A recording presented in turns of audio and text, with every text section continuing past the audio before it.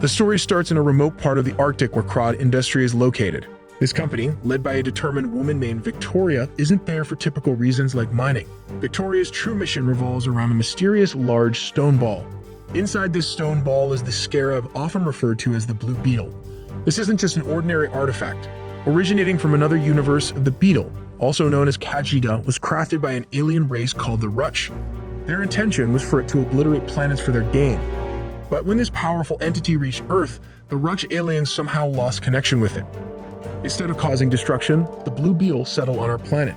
Over time, the Blue Beetle became linked with an ancient pharaoh named Khafre. Empowered by the Beetle's abilities, Khafre ruled his kingdom with unmatched might. Upon Khafre's demise, the Beetle was entombed alongside him, remaining undiscovered for countless years. The Beetle's quiet existence changed when an archaeologist named Garrett stumbled upon it. When he came into contact with the Beetle, it merged with him, transforming Garrett into the superhero known as Blue Beetle. The legacy of the Beetle didn't end with Garrett. After his time, it was passed on to his pupil, Ted Cord. Ted, interestingly, is Victoria's elder brother.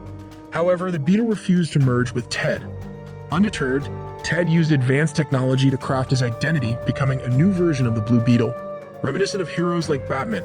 But Ted's journey took a mysterious turn when he vanished without a trace. Victoria, with her keen interest in the Beetle's immense power, has been searching for it ever since. In another corner of the scene, James Reyes, fresh from college, came back to Palmyra City. His family was happy to see him, his parents, Alberto and Rocio, and his sisters, Milagro and Nana. He also has an uncle, Uncle Rudy. To celebrate James' return, the family had a taco feast. But not everything was rosy. Milagro shared some tough news. Their family might lose their home due to a rent hike. To add to that, their dad, Alberto, has been diagnosed with heart disease. But Alberto tried to be the rock of the family, telling James and Milagro that they'll find a way through these challenges. Wanting to help, James and Milagro took jobs at a mansion owned by Victoria. At the mansion, James noticed Victoria and her associate, Carapax. They were greeted by Jenny, Victoria's niece and Ted's daughter. Jenny seemed upset because Victoria was reviving a project called OMAC, or One Man Army Corps. Victoria brushed off Jenny's concerns, even mentioning the mysterious disappearance of Jenny's father, Ted. Things took a turn when Carapax tried to hurt Jenny. James stepped in to defend her. At that moment, Milagro walked in, causing a scene because she just used Victoria's private bathroom. An annoyed Victoria fired James and Milagro on the spot. As the siblings waited for Uncle Rudy to pick them up, Jenny approached James. She felt bad for the situation and offered her contact details, promising to get James a job in the cord industry. The following day, James' family took him to the cord industry office, hoping he'd get a job. Inside the building, Jenny sneaked into the lab where she saw the Blue Beetle being used in experiments for the OMAC project. Concerned about the possible danger, she discreetly placed Khajiit in a fast food container. Shortly after, Dr. Sanchez walked in. He was shocked to find the Blue Beetle missing. Quickly, he instructed the staff to seal the entire building, making sure no one left. As this was happening, James, sitting in the waiting room, noticed Jenny exiting the elevator. He went to greet her, but Jenny seemed agitated, delaying her job interview due to nerves. Seeing this, James, desperate for a job to help his family with the rent, told Jenny he'd help her with anything she needed. Taking him up on his offer, Jenny handed him the food container with a hidden Blue Beetle, warning him not to open it or touch its contents. She emphasized how crucial it was to keep the container safe. After giving her instructions, Jenny urged James to leave immediately, before the building's doors were locked down. After James brought the food box home, his family's curiosity got the better of them, and they urged him to open it. Inside, they found what appeared to be a toy, a Blue Beetle. However, as James touched it, the beetle sprang to life, attaching itself to James' hand before swiftly merging with his body. In a whirlwind of events, James transformed into the Blue Beetle, donning an advanced suit. Before he knew it, he was soaring into the skies. As he flew around Music City, the voice of Khajiit echoed in his mask, prompting him to test his newfound abilities. This uncontrolled flight led to accidents, including him splitting a bus in half.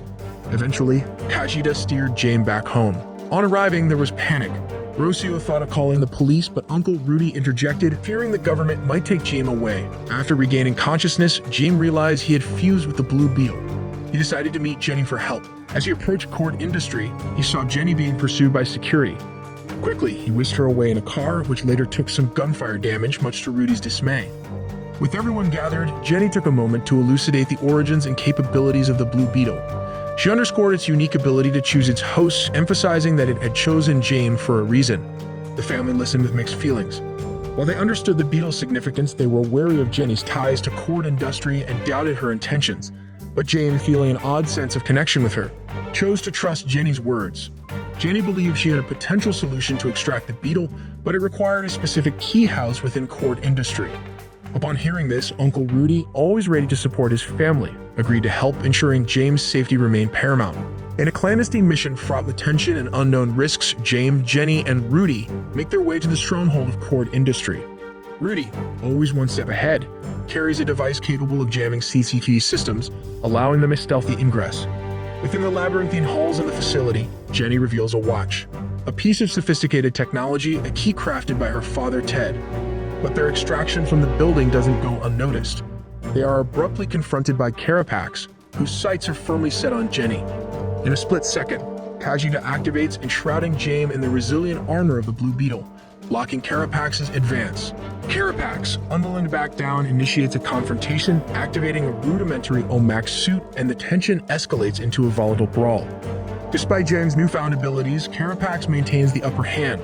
It is then that Kajita takes the reins, unleashing a diverse arsenal against Carapax, subduing him eventually. James, being inherently non-violent, stops Kajita from delivering the fatal blow to their fallen enemy. But Carapax, clinging to his last vestiges of strength, launches a surprise attack on James, knocking him down and seizing the opportunity to mock James' vulnerability, citing his love for his family as his weakness. Just when Carapax is on the brink of executing James, Rudy and Jenny launch a daring intervention, diverting Carapax's attention long enough to escape with James. They find solace in Jenny's childhood abode, where a smartwatch transports them to a secret lab, a repository of Ted's past life as the Blue Beetle. Rudy, scanning through the lab's archives, unearths the tales of Blue Beetles of yore, including Garrett, the predecessor to Ted. Ted's experiments to create his own technology are laid bare. He had been bypassed by Kajita in favor of Garrett and James. While Rudy is engrossed in unraveling the past, Jenny and James share a quiet, private conversation, delving deeper into the mysteries surrounding the Blue Beetle and perhaps forging a stronger bond in the process. In the meantime, Jenny's revelations about the enigmatic deaths of her parents painted a somber backdrop to the conversation. It juxtaposed the plight of two youths, James bound to a force he couldn't understand nor control, and Jenny left to navigate the complexities of her parents' legacies. While the discovery of the permanence of Kajita's bond with James sent shockwaves through the trio, Rudy's sage counsel became a beacon of hope. He underscored the significance of courage and valor, emphasizing the moral weight of wielding such unparalleled power. The sight of Victoria's encroaching helicopter. Victoria's intentions were clear. She would go to any lengths to reclaim Kajita, even if it meant endangering James' family. Desperation led James to a perilous gambit, using the danger to himself as a catalyst to activate Kajita's transformation. His gamble paid off, signaling his burgeoning understanding of the symbiotic relationship he shared with the Blue Beetle. The atmosphere in the Reyes household became tense as Victoria's troops, with a show of force, circled in on them. Their intention to extract information on James was met with resistance, which was further fueled when James, having harnessed the power of the Blue Beetle, entered the fray. Every move he made was calculated to incapacitate but not fatally harm, reflecting his intrinsic aversion to violence. However, amid this chaos, a deeply personal tragedy struck. Alberto, already suffering from a heart ailment, succumbed to the pressure of the situation. James' attention was immediately diverted, the weight of his father's deteriorating health overshadowing the immediate danger posed by Victoria's forces. The intersection of these events underscored the challenges James faced, the duality of being a superhero and a devoted son. Unfortunately, Carapax caught James off guard by hitting him with a hook. James couldn't move after that. Then Victoria and Carapax took James with them, leaving Reyes' family in tears when they found out that their relative Alberto had died. The family was really down after losing Alberto and their house to a fire. But Nana, trying to be brave, told them they couldn't stay sad for too long. They had to rescue James. Jenny stepped in, offering a helping hand. She brought the family to her dad's cool lab where she gave them gadgets and weapons. They were going to use these to stand up to Victoria and her group. Jenny even let Rudy use her dad's special vehicle, the Blue Beetle, which was known for flying. Once they got all their gear, the group set off for an island. That's where Victoria was, and she was up to no good. James was there, he was stuck in a machine. It seemed like Victoria was trying to take away James' special powers to boost Carapax, and Dr. Sanchez looked worried about what might happen to James. But here comes the brave part. Reyes' family and Jenny made it to the island, sneaking past the guards like pros. At the Blue Beetle, their flying machine was really versatile. It didn't just fly, it could crawl around like a real beetle. Jenny and Milagro, while sneaking around, were on a mission to find Jane. But then they accidentally discovered something big. Victoria had a massive group of Olmecs, and it looked like she wanted to use them to wage war. In the meantime, Jane was in a tough spot. As his power was being drained, he felt like he was in a dream or somewhere between being awake and asleep. In this state, he saw his dad, Alberto, who had passed away. Jane told him he was ready to join him, but Alberto had other plans. He told Jane he had a big job ahead, being the Blue Beetle and saving people from bad guys. With that pep talk, Jane woke up and managed to jump back into his Blue Beetle suit. Just like that, he was back to full strength. But Carapax also benefited. He got a super powerful Olmec suit, making him stronger. Jenny was quick to think and acted to save Jane. She set off a bomb that shut down the power, helping Jane break free. Dr. Sanchez, who it turns out is from Mexico, pitched in to help. He was tired of Victoria and her mean plans. But saving Jane came at big cost. After helping him, Carapax turned on Dr. Sanchez and sadly took him out. Jane was trying to get out when he found his way blocked by the guards from the Cord Lab. Just when things looked bad, Nana showed up with a surprise. She took out the guards. Jane learned something new about Nana. She used to be a soldier in Mexico. Meanwhile, Jenny and Milagro got separated by falling rocks. Victoria grabbed Jenny, but Milagro got away and met up with her family. Before going to save Jenny, Jane's mom, Rocio, gave him her blessing. She told both James and his powerful companion, Kachida, that they had to work together to protect each other. Armed with this advice, James took on the Cord troops and managed to overpower them. But then Carapax showed up and the real battle began. It wasn't long before James was in a tight spot again. Carapax had more experience and easily overpowered James, even throwing him outside the building. James used his powers to create a sword, but Carapax still had the upper hand. Things took a dark turn when Carapax was about to finish James off. Out of nowhere, Rudy threw a stone at Carapax, distracting him. But Carapax, furious now, fired a missile at Rudy. That made Jane really mad. Using all his strength, he launched a powerful attack on Carapax. And in the end, with his determination and newfound strength, Jane defeated Carapax. On the other side, Victoria tried to get away on a helicopter with Jenny, who she had taken hostage. But Jenny had a trick up her sleeve. She used special chewing gum her dad made, and it caused the helicopter to crash back on the island. Jane was ready to finish off Carapax, but Kajida stopped him. Through Kajida, James saw Carapax's painful memories. As a kid, Carapax lost his mom in a bombing caused by an industrial company. Then Victoria took him in, turning him into a child soldier and making him a weapon. Learning about this sad past, James changed his mind. He helped Carapax get up, telling him that the love he had for his family gave him real strength. In the meantime, Jenny made a brave move by destroying a special device that Victoria used to control the powerful Olmec army. After this, Kajida shared some important news with James. Carapax's special suit was about to explode, and when it did, the whole island would be destroyed too. Victoria, seeing the situation, tried to get Carapax to go after James' family one last time. But Carapax, maybe having a change of heart or another motive, decided not to obey her.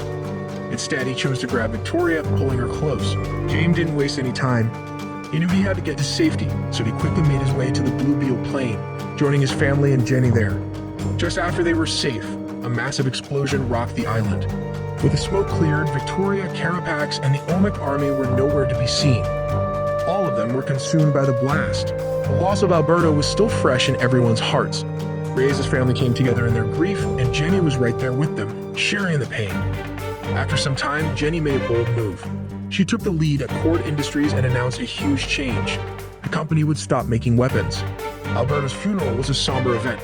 When the Reyes family returned home from the service, they found a heartwarming surprise. Their neighbors had gathered around their house, bringing with them food and drinks as a show of support and solidarity. The future was uncertain, but the Reyes family was determined to face it together to rebuild from the ashes. Just as they were settling in, Jenny dropped by with some good news. Cord Industries would build them a new home. She also shared her plans to go back to her father's house. Jane, wanting to spend more time with her, offered to give her a lift.